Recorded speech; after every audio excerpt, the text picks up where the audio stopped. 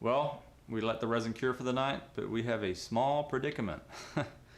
The plexiglass that I put on there to cast it is stuck pretty good.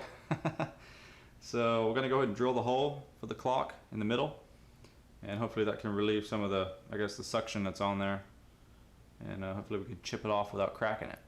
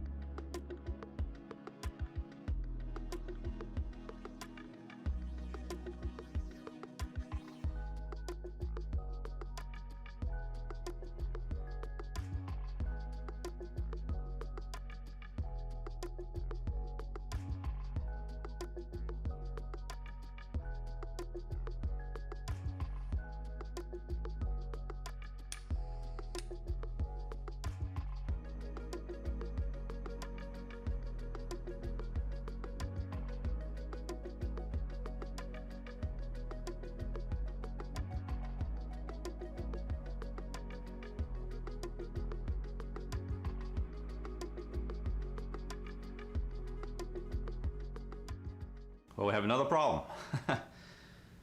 The LED light strip, the sticky back has released before the resin could fully cure.